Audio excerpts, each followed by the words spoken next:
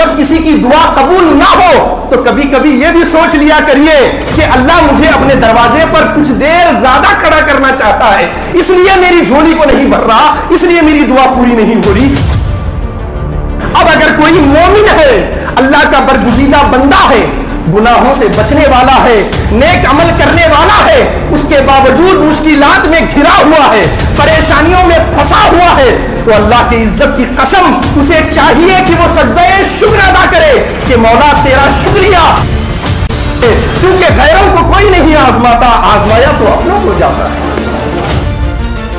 کتنا پیارا شعر ہے، ہوس پرست کہاں اور امتحان عشق کہاں، ہوس پرست کہاں اور امتحان عشق کہاں، جو با وفا ہے وہی آزمائے جاتے ہیں، جنہوں نے محبت کی راہ میں قدم ہی نہیں رکھا ہے اللہ انہیں نہیں آزماتا۔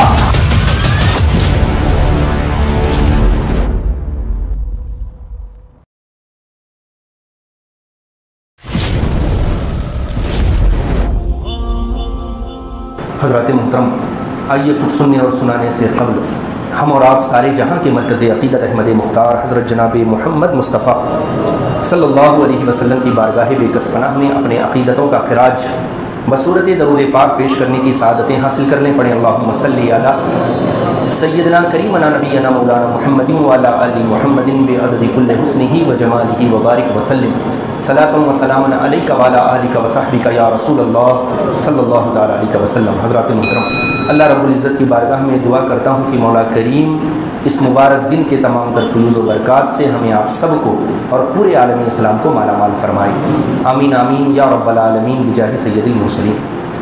بڑا ہی بابرکت فیوز و برکات کا حامل مہینہ ہم اور آپ کے درمیان سے رواں دواں ہے، جسے ہم سب ماہ ذی الحجہ کے نام سے جانتے ہیں۔ یہ وہ مبارک مہینہ ہے جس مبارک مہینے کو اللہ کے برگزیدہ نبی، محبوب نبی حضرت خلیل اللہ ابراہیم علیہ السلام سے خاص نسبت ہے، اور اس مبارک مہینے میں فرزندان توحید دور دراز سے ہزاروں میل کا سفر کر کے لاکھوں کی تعداد میں حج کے فریضے کو ادا کرنے کے لیے رب کے مہمان بنتے ہیں۔ اللہ رب العزت یہ خوش نصیبی ہمیں آپ سب کو اور سب کو نوازے، آمین یا رب العالمین۔ آج کے خطاب کا عنوان اور موضوع امتحان عشق اور فلسفہ قربانی ہے۔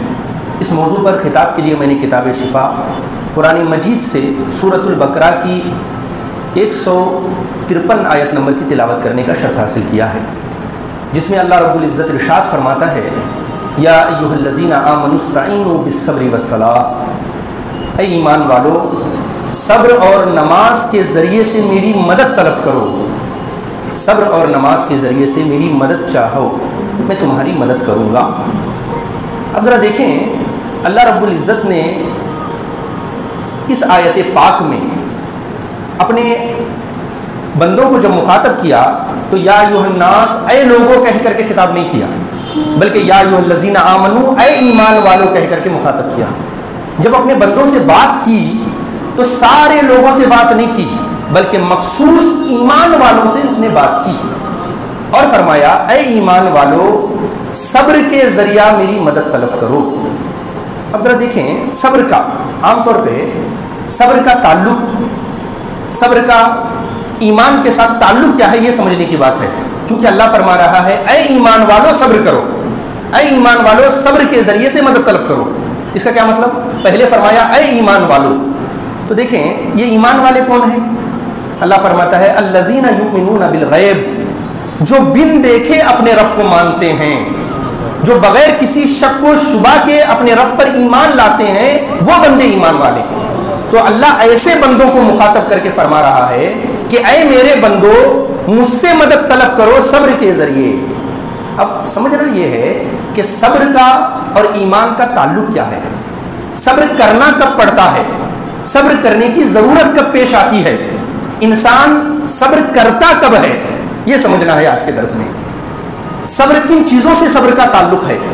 جاب مل جائے، گھر بار بن جائے، مال و دولت حاصل ہو جائے اور عہدے اور منصبیں مل جائیں تب صبر کرنا پڑتا ہے، یا مال و دولت ختم ہو جائے، کاروبار ختم ہو جائے، آل و اولاد لوٹ جائیں، عہدے چھن جائیں، تب صبر کرنا پڑتا ہے۔ صبر کا تعلق کس چیز کے ساتھ ہے؟ صبر کا تعلق خوشحالی کے ساتھ ہے یا صبر کا تعلق سختی اور پریشانی کے ساتھ ہے؟ بس بندہ صبر کرتا کب ہے؟ تو لا محالہ بندہ صبر کرتا ہے پریشانی میں، مصیبت میں، جب تکلیفیں ہوں تب صبر کرتا ہے، خوشحالی میں تو صبر کرنے کی کوئی ضرورت نہیں ہے۔ تو اب جب یہ بات سمجھ میں آ گئی کہ بندہ سختی میں صبر کرتا ہے، آزمائش میں صبر کرتا ہے، مشکلوں میں صبر کرتا ہے، تو اللہ نے پہلے ایمان والوں فرمایا، اس کے بعد صبر کرنے کی تلقین دی۔ آخر اس کی کیا وجہ ہے؟ پہلے ایمان والوں فرما کر تب فرما رہا ہے کہ اے ایمان والوں صبر کرو، صبر کا دامن تھامے رہو، صبر کے ذریعے سے میری مدد طلب کرو۔ اس کا تعلق کیا ہے؟ تو اللہ یہی سمجھانا چاہ رہا ہے کہ بندو ایمان اور صبر کا تعلق ہی تو تمہیں سمجھانا ہے، کیونکہ جب ایمان آئے گا تب آزمائش آئے گی، جب ایمان آئے گا تب مشکلات آئیں گی، جب ایمان آئے گا تب پریشانیاں آئیں گی، اور ایمان جتنا بلند ہوتا چلا جائے گا آزمائش، مشکلات اور پریشانیاں اتنی بلند ہوتی چلی جائیں گی، کیونکہ غیروں کو کوئی نہیں آزماتا، آزمایا تو اپنوں کو جاتا ہے۔ جب انسان محبت کا دعویٰ کرتا ہے تب اسے آزمایا جاتا ہے، اور جس نے محبت کا دعویٰ ہی نہیں کیا، اس راستے میں قدم ہی نہیں رکھا، اسے کیا آزمانا؟ آزمایا تو با وفا لوگوں کو جاتا ہے، بے وفاؤں کو کوئی نہیں آزماتا۔ جو محبت کا دعویٰ کرتا ہے اسے آزمایا جاتا ہے، اسے پرکھا جاتا ہے، اور جس نے محبت کا دعویٰ ہی نہیں کیا اسے کیا آزمانا؟ یہ تو پہلے سے ہی پتا ہے کہ یہ بے وفا ہے، تو بے وفاؤں کو کوئی نہیں آزماتا، با وفاؤں کو آزمایا جاتا ہے۔ لیلا شہر کے ہر مرد کو نہیں آزماتی تھی، وہ تو صرف مجنو کو آزماتی تھی۔ کیوں؟ اس لیے کہ مجنو اس سے محبت کا دعویٰ کرتا تھا، محبت کا دم بھرتا تھا، اس لیے اسے آزماتی تھی۔ تو جس نے محبت کا دعویٰ ہی نہیں کیا، جس نے اس راستے میں قدم ہی نہیں رکھا، بھلا اسے کیا آزمانا؟ آزمایا تو اپنوں کو جاتا ہے، غیروں کو کوئی نہیں آزماتا۔ ایک دفعہ کا واقعہ ہے، لیلا ایک طویل زمانے تک بیمار رہی، اور اس کے بعد جب صحت یاب ہوئی تو اس کے دل میں خیال آیا کہ شکرانے کے طور پہ بڑا لمبا میں بیمار رہی ہوں، اب اللہ نے صحت دے دی ہے تو اس کے شکرانے میں شہر کے غریبوں کی مدد کروں، ان کی ضرورتیں پوری کروں۔ تو شہر میں اعلان کر دیا گیا کہ جو بھی ضرورت مند شخص ہے، حاجت مند شخص ہے، وہ لیلا کے دروازے پر آ جائے، لیلا اس کی ضرورت پوری کرے گی، اس کی حاجت پوری کرے گی۔ جب یہ اعلان ہو گیا، شہر کے سارے منگنے والے، سارے ضرورت مند لیلا کے دروازے پر آ کر کھڑے ہو گئے، اور سب نے آ کر اپنا کاسا اس کے سامنے پھیلایا۔ اب لیلا ہے، ایک ایک ضرورت مند کی ضرورت کو سن رہی ہے اور اس کی ضرورت کو پوری کر رہی ہے، مانگنے والا آگے بڑھتا چلا جا رہا ہے۔ اسی لائن میں مجنو بھی کھڑا ہے، آخر میں مجنو کا نمبر آیا۔ یہ بھی بڑے مزے کی بات ہے، جو محبت کرنے والا ہوتا ہے اس کا نمبر بھی سب سے آخر میں آتا ہے۔ کیوں؟ اس لیے کہ وہ محبوب کے دروازے پر دیر تک کھڑا رہنا چاہتا ہے، بس خیرات لے کر نکلنا نہیں چاہتا، بلکہ محبوب کے دروازے پر انتظار کرنا چاہتا ہے، اور محبوب بھی اپنے محبت کرنے والے کو اپنے دروازے پر انتظار کرانا چاہتا ہے۔ تو جب کسی کی دعا قبول نہ ہو تو کبھی کبھی یہ بھی سوچ لیا کریے کہ اللہ مجھے اپنے دروازے پر کچھ دیر زیادہ کھڑا کرنا چاہتا ہے، اس لیے میری جھولی کو نہیں بھر رہا، اس لیے میری دعا پوری نہیں ہو رہی، کیونکہ رب یہ چاہتا ہے کہ میرا بندہ بہت دیر تک میرے دروازے پر پڑا رہے، کھڑا رہے، جھولی پھیلائی رہے۔ تو آخر میں اس کا نمبر آیا۔ تو مجنو جب لیلا کے قریب پہنچا، لیلا کی نظر مجنو پہ پڑی، مجنو کی نظر لیلا پہ پڑی۔ جب اس نے اپنا خالی کاسا لیلا کے قریب کیا تو لیلا نے وہ کاسا اپنے ہاتھوں میں لیا، زمین پہ دے مارا، اس کے ٹکڑے ٹکڑے کر دیے۔ اس کے بعد مجنو کو دیکھ کر مسکرانے لگی۔ جیسے ہی مجنو نے یہ منظر دیکھا، نیچے جھکا، وہ ٹوٹے ہوئے کاسے کے ٹکڑوں کو لیا اور خوشی سے وجد کرنے لگا، رقص کرنے لگا۔ جو وہاں فقیر لوگ کھڑے تھے، حاجت مند کھڑے تھے، انہوں نے کہا مجنو کیا تمہارا دماغ خراب ہو گیا ہے؟ تم پاگل ہو گئے ہو؟ تم اپنا توازن عقلی کھو بیٹھے ہو؟ ذرا غور تو کرو، لیلا نے سب کو بغیر کسی روک ٹوک کے نوازا ہے، سب کی حاجتوں کو پورا کیا ہے، جبکہ تم اس سے محبت کا دعویٰ کرنے والے ہو، اس سے محبت کا دم بھرنے والے ہو، اور ہر لمحہ لیلا کی محبت میں جینے اور اسی کی محبت میں مرنے والے ہو۔ اسے تو اور زیادہ تمہیں نوازنا چاہیے تھا، بلکہ اس نے تو تمہاری سب کے سامنے توہین کر دی اور تم پر ظلم کی انتہا کر دی۔ اس کے باوجود تم خوشی سے وجد کر رہے ہو، خوشی سے رقص کر رہے ہو، کیا تمہارا دماغ خراب ہو گیا ہے؟ اب مجنو نے ایک ٹھنڈی آہ بھری اور کہا نادانو، یہ ظلم کی انتہا نہیں ہے، بلکہ یہ تو شدید محبت کا اظہار ہے۔ لیلا نے کسی اور کا کاسا نہیں توڑا، صرف میرا توڑا ہے، سب کے ساتھ ایک جیسا سلوک کیا ہے، صرف میرے ساتھ الگ سلوک کیا ہے۔ اس کا مطلب یہ ہے کہ میرا تعلق اس کے ساتھ کچھ الگ ہے، کیونکہ آزمایا تو اپنوں کو جاتا ہے، غیروں کو کوئی نہیں آزماتا۔ جب یہ بات سمجھ میں آ گئی کہ آزمایا تو اپنوں کو جاتا ہے، غیروں کو کوئی نہیں آزماتا، اب ٹھنڈے دل سے دل پہ ہاتھ رکھ کر کے جواب دیجئے، حضرت ابراہیم علیہ السلام اپنے تھے یا رب کے غیر تھے؟ اپنے تھے یا غیر تھے؟ اپنے تھے، پکی بات۔ اور نمرود کون تھا؟ اللہ کا اپنا تھا یا غیر تھا؟ غیر تھا۔ تو آگ میں کس کو ڈلوایا؟ اپنے کو ڈلوایا یا غیر کو ڈلوایا؟ اپنے دوست کو آگ میں ڈلوایا یا اپنے دشمن کو آگ میں ڈلوایا؟ اپنے محبوب کو، اپنے خلیل کو آگ میں ڈلوایا یا اپنے عدو کو آگ میں ڈلوایا؟ کتنا پیارا شعر ہے، ہوس پرست کہاں اور امتحان عشق کہاں، ہوس پرست کہاں اور امتحان عشق کہاں، جو با وفا ہے وہی آزمائے جاتے ہیں، جنہوں نے محبت کی راہ میں قدم ہی نہیں رکھا ہے اللہ انہیں نہیں آزماتا، آزمایا تو انہیں جاتا ہے جو اللہ کے وفادار ہوتے ہیں، اللہ کے جانثار ہوتے ہیں، اللہ کے دین پر عمل کرنے والے ہوتے ہیں۔ اب اگر کوئی مومن ہے، اللہ کا برگزیدہ بندہ ہے، گناہوں سے بچنے والا ہے، نیک عمل کرنے والا ہے، اس کے باوجود مشکلات میں گھرا ہوا ہے، پریشانیوں میں پھنسا ہوا ہے، تو اللہ کی عزت کی قسم اسے چاہیے کہ وہ سجدہ شکر ادا کرے کہ مولا تیرا شکریہ کہ تو نے میری محبت کو قبول کر لیا ہے، کیونکہ غیروں کو کوئی نہیں آزماتا، آزمایا تو اپنوں کو جاتا ہے۔ ذرا غور کریں، حضرت ابراہیم علیہ السلام ہیں، آگ میں ڈالنے کی تیاری ہو گئی ہے اور مکمل آگ میں ڈالنے والے ہیں۔ اب اللہ رب العزت نے حضرت دشمنوں کو جو کرنا تھا وہ کرنے دیا، دشمنوں کا ہاتھ نہیں روکا، دشمنوں کو پورا اختیار دے دیا کہ جو کرنا ہے وہ کر لو۔ اور ادھر جب آگ مکمل تیار ہو گئی اور آگ میں ڈالنے کی باری آ گئی تو اللہ رب العزت نے پورے عالم سے یہ فرمایا کہ وَإِذِ ابْتَلَىٰ إِبْرَاهِيمَ رَبُّهُ بِكَلِمَاتٍ فَأَتَمَّهُنَّ، کہ اللہ رب العزت نے اپنے خلیل ابراہیم کو آزمایا، اپنے خلیل ابراہیم کا امتحان لیا اور وہ پورا اترے، کس میں؟ جانثاری میں، یاری میں، وفاداری میں۔ جب وہ پورے اترے تو اب اللہ رب العزت نے جب آگ میں آپ کو ڈالنے کی تیاری ہو گئی، حضرت ابراہیم سے کچھ نہیں کہا، ذرا توجہ چاہوں گا، اللہ نے حضرت ابراہیم سے کچھ نہیں کہا کہ میرے ابراہیم گھبرانے کی ضرورت نہیں، ڈرنے کی ضرورت نہیں، یہ آگ میں ڈالتے ہیں تو ڈالیں، آگ تیرا کچھ نہیں بگاڑ سکتی۔ یہ بات ابراہیم علیہ السلام سے نہیں کہی، بلکہ حضرت ابراہیم کو ان کی حالت پہ چھوڑا اور کہا دیکھتے ہیں میرا ابراہیم کب تک ڈٹا رہتا ہے، میرا ابراہیم کب تک ثابت قدم رہتا ہے، کب تک آگ کو دیکھنے کے باوجود اس کے پائے استقلال میں تزلزل نہیں آتا، یہ دیکھتے ہیں۔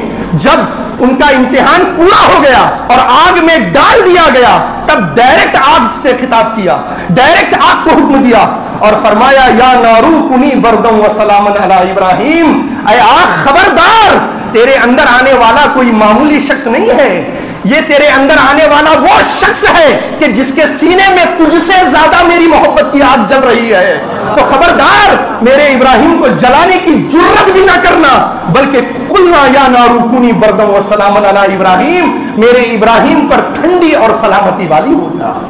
یہ اللہ کس سے امتحان لیتا ہے؟ جو اللہ کے اپنے ہوتے ہیں، جو اللہ کے برگزیدہ ہوتے ہیں، جن سے اللہ محبت کرتا ہے اور جو اللہ سے محبت کرتے ہیں۔ آزمائش ان کی ہوتی ہے، امتحان ان کا ہوتا ہے۔ تو جب کبھی ہم پر پریشانی آئے، جب کبھی ہم آزمائش میں گرفتار ہوں تو اتنا پریشان نہیں ہونا چاہیے کہ نمازیں تو میں پڑھتا ہوں، روزے تو میں رکھتا ہوں، اللہ کی راہ میں خیرات تو میں کرتا ہوں، پھر بھی آزمائش مجھ پہ آتی ہیں۔ جب بھی مشکلات آئیں، آزمائشیں آئیں تو اپنے اللہ کے برگزیدہ بندوں کو یاد کر لینا چاہیے کہ ان سے زیادہ تو نمازیں ہم پڑھنے والے نہیں ہیں، ان سے زیادہ توحید پرست ہم نہیں ہیں، ان سے زیادہ صدقہ و خیرات کرنے والے ہم نہیں ہیں، ان سے زیادہ دین کی خدمت کا جذبہ ہمارے سینوں میں نہیں ہے۔ اس کے باوجود جب اللہ انہیں آزما رہا ہے تو ہم کون ہیں؟ اس سے یہ بات صاف ظاہر ہو جاتی ہے کہ آزمایا تو اپنوں کو جاتا ہے، غیروں کو کوئی نہیں آزماتا۔ اب ذرا دیکھیں آزمایا کس چیز میں جاتا ہے؟ ہمیشہ آزمایا محبوب چیزوں کے ذریعے سے جاتا ہے۔ جو چیز محبوب ہی نہیں اس کے آزمانے کا کیا مطلب؟ ایک راستے پہ درخت لگا ہے، کوئی اس کو کاٹ کے چلا جائے، آپ کو کوئی درد ہوگا؟ آپ کے آنگن میں جو چھاؤں والا درخت ہے اگر وہ کٹے گا تو آپ کی زندگی پہ فرق پڑے گا، ہے کہ نہیں؟ راستے پہ چلتے چلتے نہ جانے کتنے لوگ مر جاتے ہیں، یہ انسان کے لیے آزمائش نہیں ہوتی؟ جب اپنی آنکھوں کے سامنے اپنا عزیز رخصت ہو جائے تب صبر کی بات ہوتی ہے، تب آزمایا جاتا ہے۔ عام طور پہ انسان کو 3 چیزوں سے شدید محبت ہوتی ہے، توجہ سے سننا۔ پہلی چیز انسان کا مال، انسان اپنے مال حاصل کرنے کے لیے، مال کو کمانے کے لیے راتوں کی نیند، دن کے چین کو قربان کر دیتا ہے، حرام کو حرام نہیں سمجھتا، حلال کو حلال نہیں سمجھتا، بس مال حاصل کرنے میں لگا رہتا ہے۔ یہ بھی نہیں دیکھتا کہ اللہ نے منع کیا ہے یا اسے حاصل کرنے کی اجازت دی ہے، بس اسے حاصل کرنے میں لگا رہتا ہے۔ کیوں؟ کیونکہ انسان کو مال سے محبت ہے، اس لیے۔ پھر دوسری چیز جس سے انسان شدید محبت کرتا ہے وہ ہے اپنی جان، اپنے جان سے شدید محبت کرتا ہے۔ جب انسان پر اپنے جان کی بات آ جاتی ہے تو رات دن کمایا ہوا مال وہ راستے پہ لگا دیتا ہے، اپنی جان کو بچانے کے لیے قربان کر دیتا ہے، کرتا ہے کہ نہیں کرتا؟ اور تیسری سب سے عظیم چیز اپنی اولاد، انسان اپنی اولاد کی خاطر اپنے مال کو بھی اپنے آپ کو بھی داؤ پہ لگا دیتا ہے۔ جب کوئی ڈاکٹر یہ کہتا ہے کہ اگر اپنے بچے کی جان بچانا چاہتے ہو تو اپنے عزیز مال کو پانی کی طرح بہانا پڑے گا، تو انسان بغیر سوچ و وچار کے، بغیر غور و فکر کرے اپنے مال کو پانی کی طرح بہاتا ہوا نظر آتا ہے، اور اگر وقت پڑ جائے اپنے آپ کو بھی داؤ پر لگا دیتا ہے، کیونکہ اولاد سے شدید محبت ایک انسان کو ہوتی ہے۔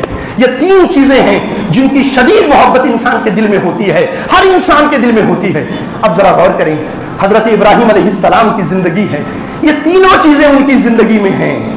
اللہ رب العزت فرشتوں کے سامنے اپنے خلیل ابراہیم کی تعریف کر رہا ہے، ان کی شان بیان کر رہا ہے کہ میرا خلیل مجھ سے کتنی محبت کرنے والا ہے، مجھ سے کتنی جانثاری کرنے والا ہے، میرے لیے ہر چیز کو قربان کرنے کا جذبہ رکھنے والا میرا خلیل ہے۔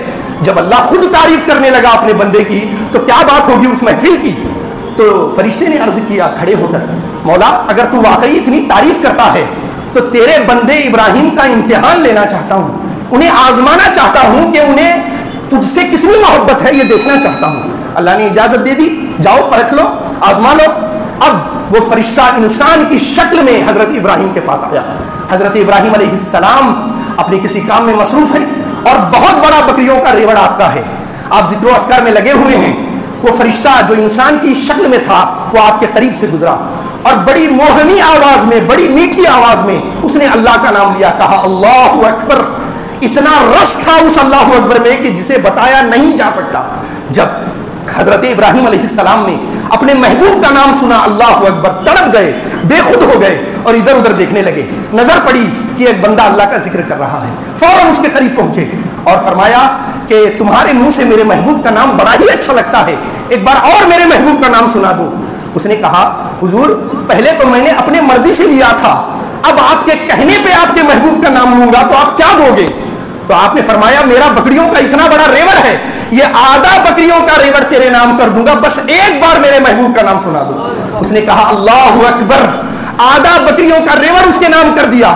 وہ بندہ جو فرشتہ تھا انسانی شکل میں تھا، وہ آدھے بکریوں کے ریوڑ کو لے کر چلنے لگا، لیکن جس کے دل میں اللہ کی محبت کا چراغ جل رہا ہو، جو سراپا اللہ کی محبت میں جل رہا ہو، اسے ایک بار سے چین کہاں مل سکتا ہے، ایک بار سے سکون کہاں مل سکتا ہے؟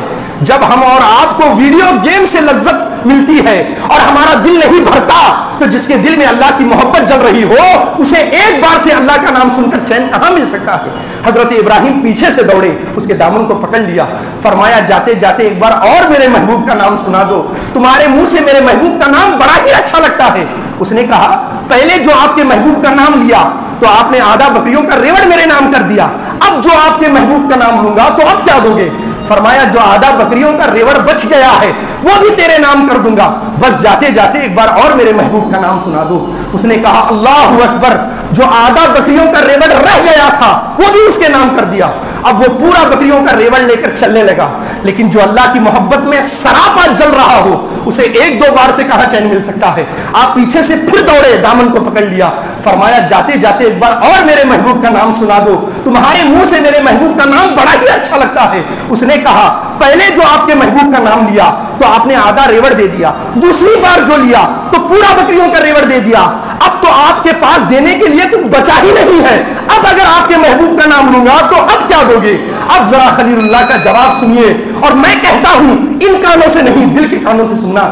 آپ نے فرمایا اللہ کے بندے صحیح کہتا ہے، اب میرے پاس دینے کے لیے کچھ نہیں ہے، لیکن ذرا غور تو کر، اتنی ساری بکریاں ہیں، ان بکریوں کو چرانے کے لیے کوئی چرواہا بھی تو چاہیے، کوئی بکریوں کو سنبھالنے والا بھی تو چاہیے، بس تو مجھے میرے محبوب کا نام سناتے رہنا، میں تیری زندگی بھر بکریاں چراتا رہوں گا۔